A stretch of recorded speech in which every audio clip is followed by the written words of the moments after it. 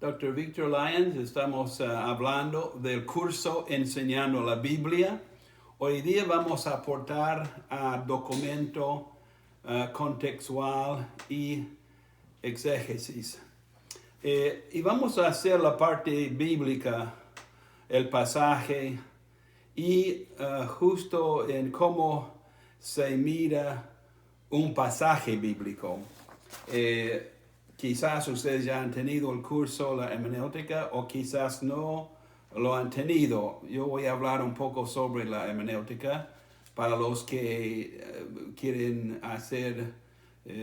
recordar lo que se ha aprendido, o para los que quieren, que no lo han tenido, para tener un poco de una idea de ese transcurso. El pasaje que yo voy a usar es el Lucas capítulo 15, y es el hijo pródigo,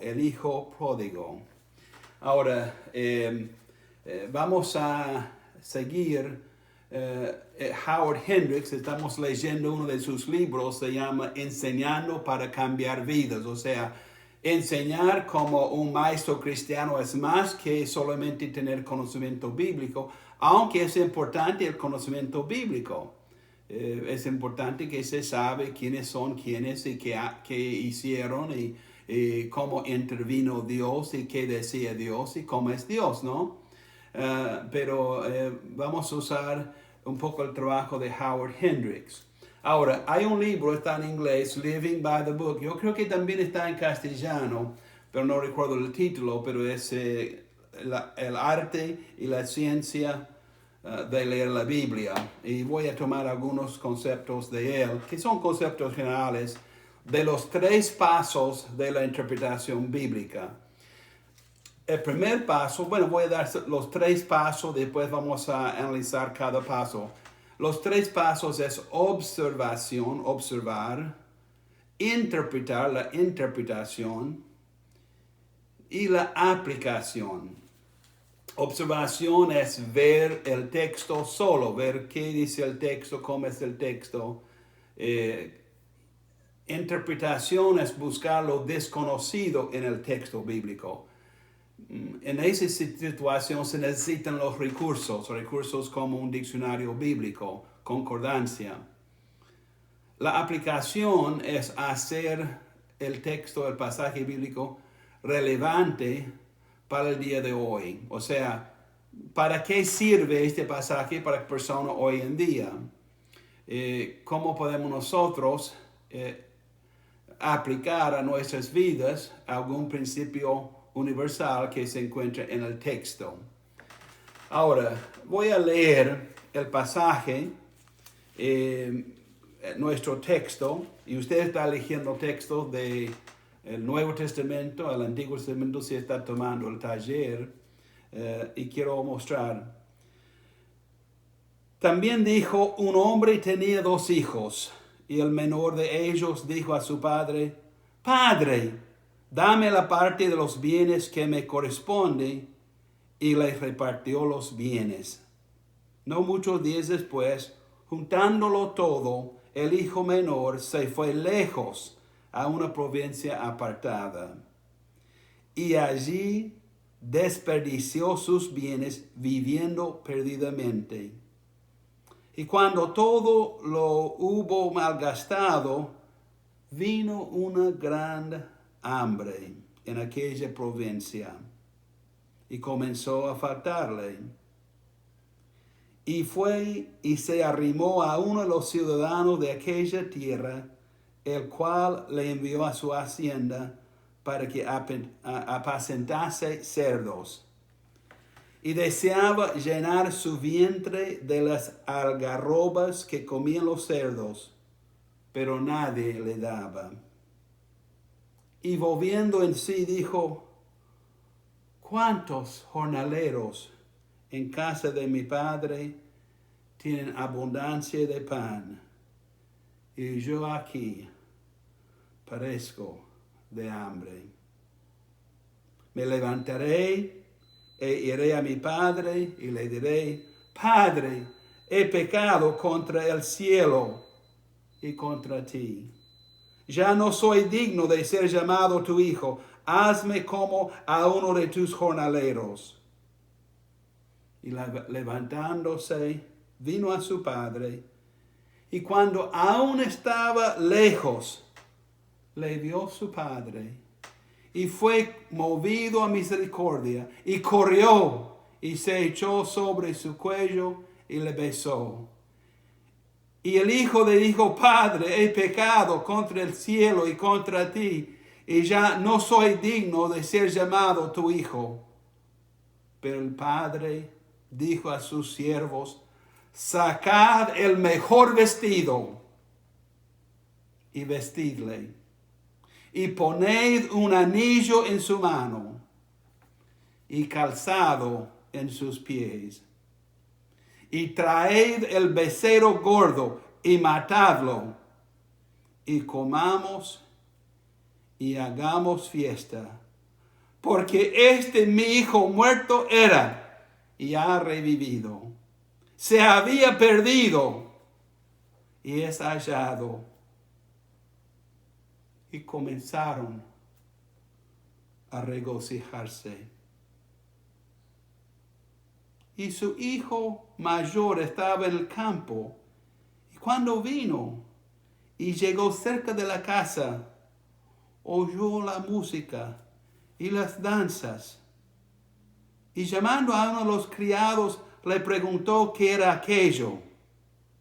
Y él le dijo, tu hermano ha venido y tu padre ha hecho matar el becerro gordo por haberle recibido bueno y sano. Entonces se enojó y quería entrar y no quería entrar. Salió por tanto su padre y le rogaba que entrase. Mas él respondiendo dijo al padre, he aquí tantos años te sirvo, no habiéndote desobedecido jamás, y nunca me has dado ni un cabrito para gozarme con mis amigos. Pero cuando vino tu hijo, que has consumido tus bienes con rameras, has hecho matar para él el becerro gordo.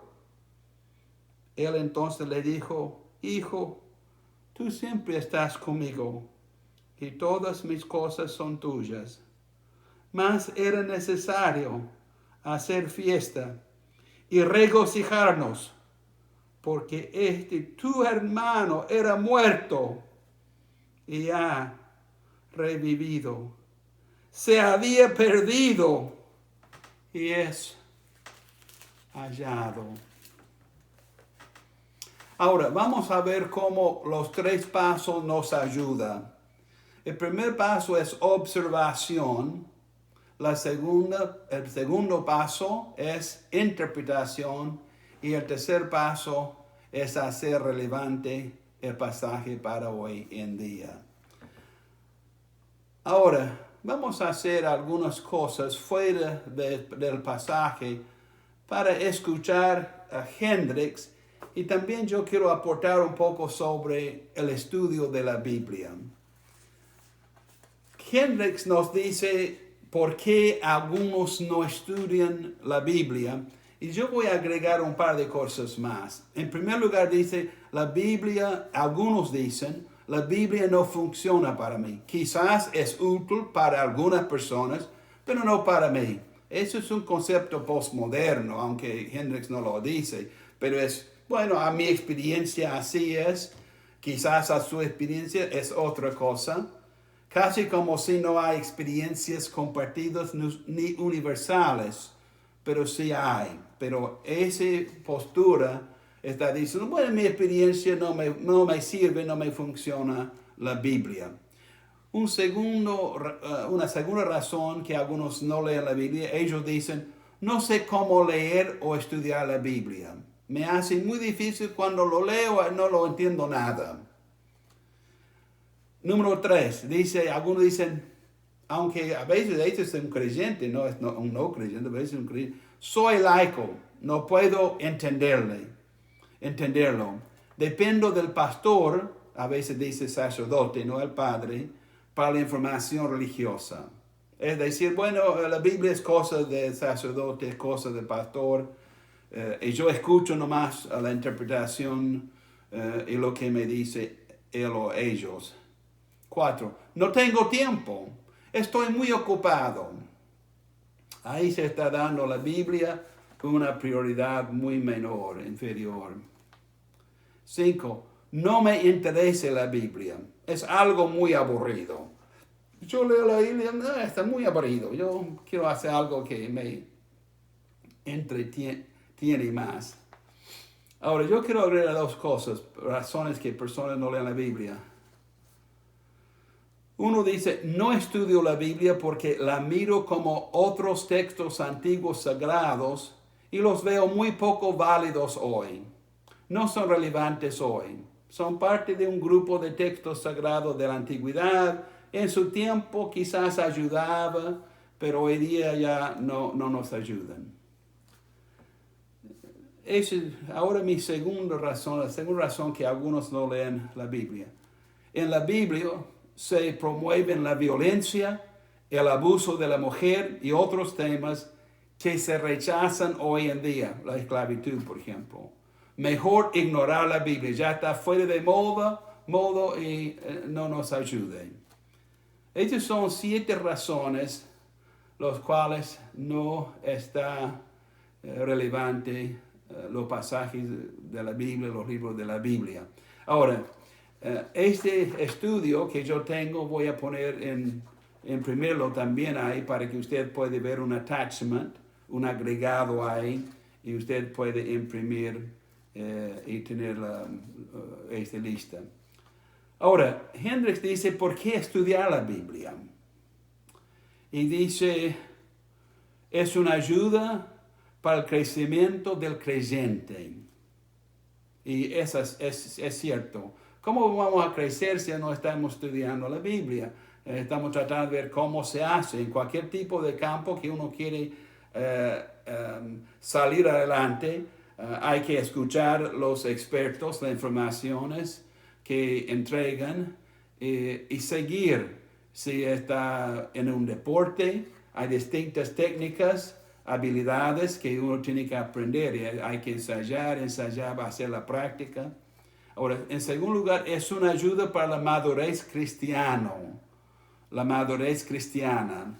Ahora, uno no va a madurar sin leer la Biblia. Porque quizás aún para saber qué significa ser un cristiano de verdad, hay que estudiar la Biblia.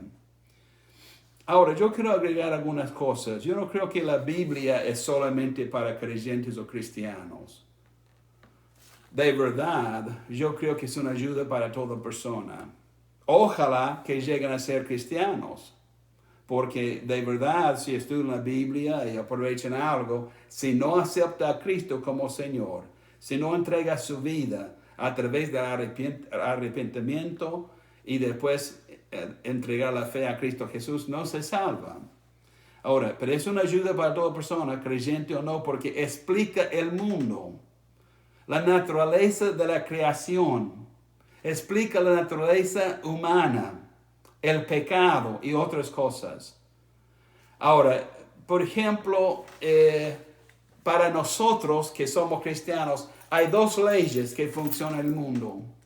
Están las leyes naturales y están las leyes morales, la ley de Dios, la ética. Ahora, una de las leyes naturales, la ley de la naturaleza, es la gravedad. Ahora, yo puedo saltar estas llaves 10 veces y saltándolo, vamos a hacerlo una vez para ver, va hacia abajo. Supongamos que yo soy político o juez o algo así, con algún poder, influencia colectiva, y yo decido que yo no me gusta la discriminación. Entonces, esas llaves 5 veces va abajo, pero 5 veces va arriba. Es un decreto presidencial. Es un decreto de la Corte Suprema. Es un decreto del Congreso. Ahora, vamos a ver, 10 veces. 1, 2, 3, 4, 5, 6, 7, 8, 9, 10. ¿Qué pasó con los decretos presidenciales, con los decretos del Congreso? ¿Qué pasó con las leyes del hombre? Es que la ley de Dios es la ley natural. Ahora, las leyes naturales comenzaron con la formación del universo. Ahora, sí podemos nosotros producir un ambiente artificial, como se hace en el espacio, y ahí no hay ley de gravedad porque no está dentro de la atmósfera de la Tierra. Pero es costoso salir fuera de la ley natural. La ley natural dice que hombre y mujer.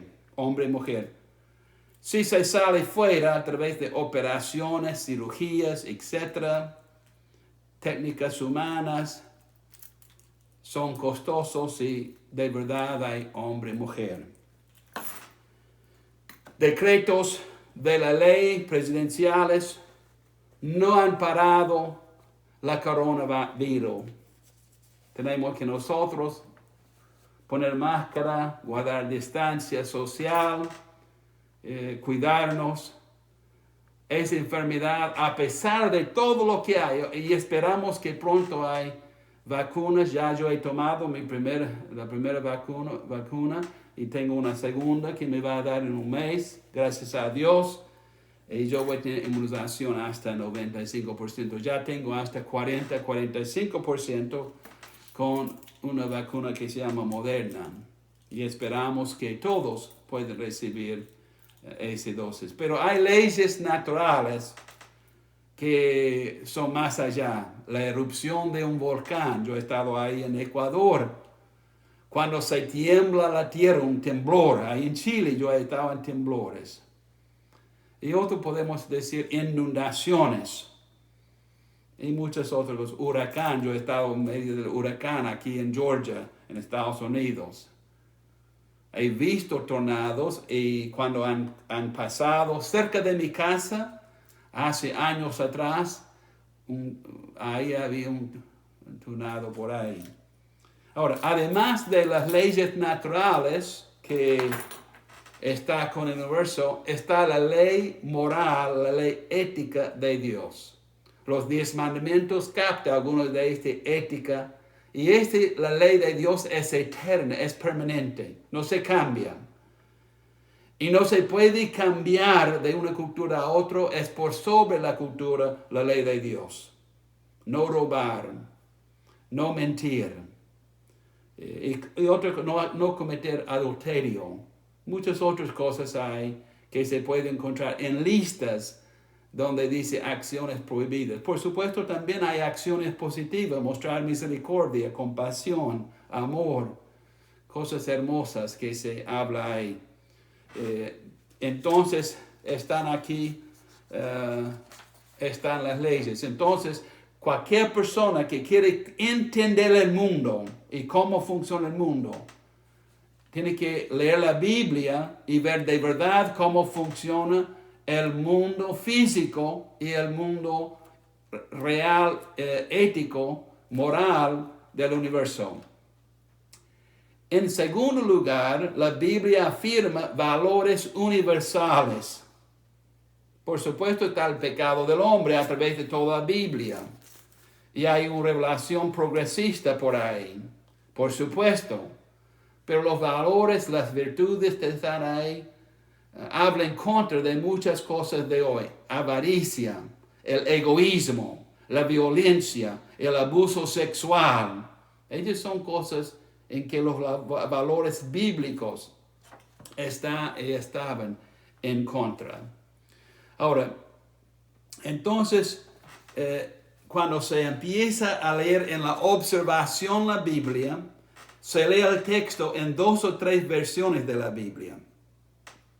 Normalmente en nuestras iglesias es la versión 60, como yo he dicho. Antiguamente estaba también la versión 1909, la versión que dice clásica, la versión amada por muchos de los antiguos evangélicos, pero hoy día es la versión 60, y desde 1999 la versión nueva, versión internacional, es muy popular, y hay otras versiones modernas hoy en día. Lea este pasaje en 2 o 3 momentos. Ahora, se puede dividir el pasaje en escenas. Hay una escena del hijo menor. Son 2 hijos que se nombran, versículo 11, 2 hijos. El menor pide de su padre sus bienes. Bueno, el padre no está muerto, está pidiendo sin embargo su parte. Y el padre entrega la parte del hijo menor, la entrega a él. Y la segunda escena, el hijo menor está afuera. Y cuando el hijo menor está afuera, está viviendo una vida donde está perdiendo sus bienes, gastando sus bienes. Y dice en versículo 14, porque hay que ver bien de cerca las palabras, dice, está mal gastado, lo hubo mal gastado. Entonces hay un concepto de que es un gasto, pero no es un buen gasto, es un mal gasto. Entonces dice que vino una hambre. Y ese hijo menor empieza a faltar.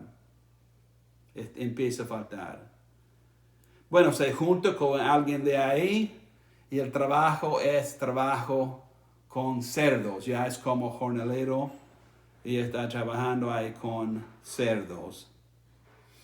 Tiene tanto hambre que quiere casi compartir la comida de los cerdos. Ahora, cuando está en ese momento, tiene un recuerdo de los jornaleros de su padre. Ahora, ¿por qué tenía en su memoria? En primer lugar, él ahora es jornalero. Él es jornalero. Es otro jornalero. Sin embargo, hay una diferencia. Jornalero de su maestro, él tiene hambre. Él tiene mucha hambre. Quizás primera vez en su vida que está experimentando el hambre. Sin embargo, él recuerda, ¿cuántos jornaleros en casa de mi padre tienen abundancia de pan y yo aquí padezco de hambre? Entonces, esta escena vuelve a él. Y en ese momento, él se da cuenta del cuidado de su padre hasta hacia los jornaleros. Qué gran ejemplo de dueño, de empleador. Él empieza a decidir tomar una decisión de regresar a su propia casa, pero ahora ya no como hijo, sino rogar a sus padres, humillarse ante su padre y pedir la posición de uno de sus jornaleros. Y se dice, algo repetido es lo que él dice, y él está cortado en el medio del dicho con su padre. Eso se ve aquí. Pero él va a regresar, decir no soy digno. Ahora, cuando está regresando, se ve la acción del padre. El padre corre hacia él. Después en el texto, el padre va a salir de la fiesta con su hijo menor para conversar con su hijo mayor que está enojado. Él cree que el padre ha sido no generoso con él y demasiado generoso, demasiado indulgente hacia el hijo menor. Entonces ahí se puede dividir la historia en las escenas. El hijo menor está en cada escena, solamente no está en la escena cuando está el padre con el otro hijo, el hijo mayor. Pero el hijo mayor viene en el versículo 25 y adelante hasta 32. Entonces es un pasaje grande ahí, igualando el pasaje con el hijo menor y el padre. Ahora, esa es observación. Lea. Divide el pasaje, escucha el texto, observar el texto y después se va a ir a la interpretación. ¿Cuáles son algunas cosas que se puede sacar de los recursos? Ahora, ¿qué dice? Bueno, vamos a seguir un poco con la observación, porque ¿qué se hace con la observación? Hay que leer pensando en una forma de pensar. Hay que leer algo repetido, ya hemos dicho, está repetido el dicho del hijo menor cuando estaba lejos de su padre y también la mitad del dicho en la presencia de su padre. Hay que leer con paciencia. Hay que examinar en detalle. Hay que leer orando. Hay que mostrar una reverencia. Esa es la santa palabra de Dios. Entonces con reverencia. Estamos ante Dios. Está el Espíritu Santo guiándonos. Hay que leer utilizando la imaginación en de la observación. Hay que leer buscando el propósito de la lectura. ¿Por qué esa lectura es tan importante? Hay que leer comprometido con el pasaje. Si el Dios me está enseñando algo, yo tengo que aceptarlo. Hay que leer cada parte del pasaje. No hay que ignorar que el hijo menor fue jornalero en la distancia, en el país lejano. Y ahí lejos podía identificarse con los jornaleros de su padre. Ahora hay que leer lo enfatizado. Bueno, está la fiesta. Hay que leerlo repetido, hay que leerlo relacionado. La relación aquí, mire, el padre habla con el hijo mayor. El hijo mayor no dice, mi hermano, dice, tu hijo. Ni se identifica con su propio hermano. Hay que leer lo parecido y lo opuesto. Lo opuesto que es la actitud del hijo mayor y la actitud del padre hacia el hijo menor. Tiene actitudes distintas. El padre aceptándolo de regreso.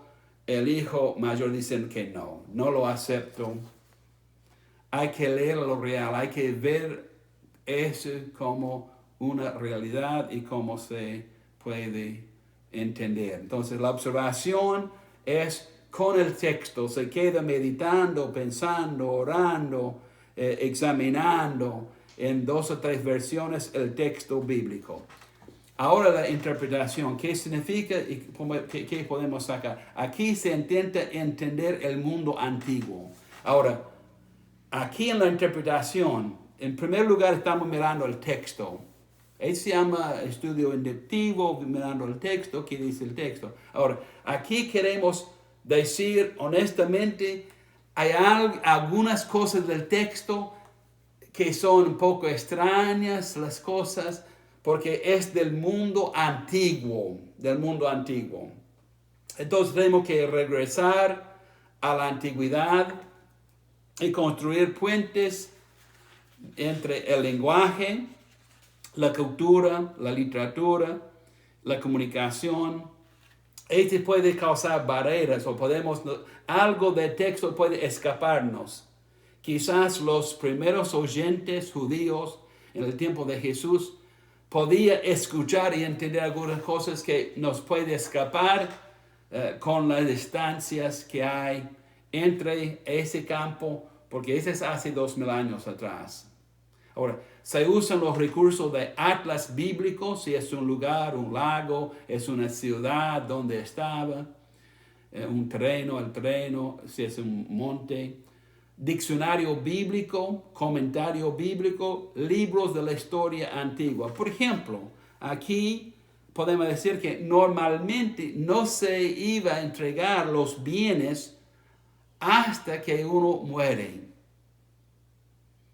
Entonces, algunos dicen que quizás el hijo está mostrando un tremendo desrespeto a su padre, pidiendo sus bienes, y el padre todavía vivo.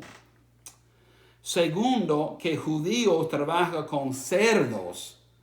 Es una cosa, es un animal sucio, no se puede comer la carne de cerdo. Entonces, ese de trabajar con animales lo más bajo. En tercer lugar, se habla de que el padre, que es judío, un anciano judío, no debe correr, no es su forma correr. Ellos camina a propósito, camina con dignidad, se habla con dignidad, pero aquí es el padre que corre. Él deja al lado, no quiere él humillar a su hijo, el gozo es más grande que quizás la molestia o es un enojo o algo que pudiera, porque mire, el hijo vuelve con nada. Seguramente el padre se da cuenta que todo se ha perdido. Entonces aquí tenemos algunas cosas culturales. El anillo dice que ya es una persona heredera de la familia. Calzado en sus pies ya no es esclavo, son los esclavos que no llevaba calzado en la cultura. Entonces la interpretación es importante para captar algunas de las cosas interesantes del texto. En el comentario puede ayudar. Ahora, por supuesto, esas cosas culturales pueden cambiarse o mejorarse en el tiempo. Los géneros del texto son la narrativa, biografía, poesía, proverbios, literatura sapiencial, profecía apocalíptica y otro tipo de formas. Aquí tenemos, es una parábola, es una narrativa, en un sentido es una historia de que está ahí. Ahora, podemos también ver que está en el contexto, está en el contexto de 15, versículo 1. Se acercaba a Jesús todos los publicanos y pecadores para oírle. Y los fariseos y los escribas murmuraban diciendo, a los pecadores recibe y con ellos come. Ahora, en un sentido, Jesús es el Padre que indulgente, que tiene gozo, porque está recibiendo publicanos y pecadores, y el hijo menor está representando en los publicanos y pecadores, en el sentido de alguien que no andaba bien cuando perdió todos los bienes. Los fariseos y los escribas, su actitud está en el hijo mayor. Ahora, también intertextual en el capítulo se habla de al hombre con 100 ovejas, una oveja perdida. Hay una mujer con 10 dracmas, una dracma se pierde. Y se termina en cada uno con el gozo de encontrar la oveja, el gozo de encontrar la moneda. Y con ese dicho, os digo que así habrá más gozo en el cielo por un pecador que se arrepiente que por 99 justos que no se necesiten de arrepentimiento. Versículo 7. Versículo 10 dice, ese es el primero fue con las ovejas, ahora estamos con la mujer, la moneda. Ahí se muestra la sensibilidad de Jesús hablando de una escena de hombre, después una escena, esta mujer y preocupación de mujer. No vamos a entrar más con eso, pero hay mucha ahí. Y dice, gozaos conmigo. El primero también decía, gozaos conmigo, gozaos conmigo, gozaos conmigo. ¿Y no es eso lo que dice el padre a el hijo mayor? Por favor,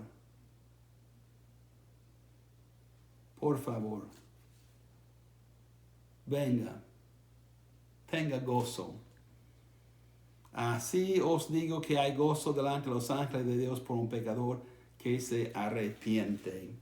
Entonces la interpretación nos ayuda, y la interpretación intertextual nos ayuda a comprender que de verdad está uno perdido que se puede regresar a Cristo. Qué gran mensaje que el hijo pródigo puede volver a Cristo. Este mismo es un sermón.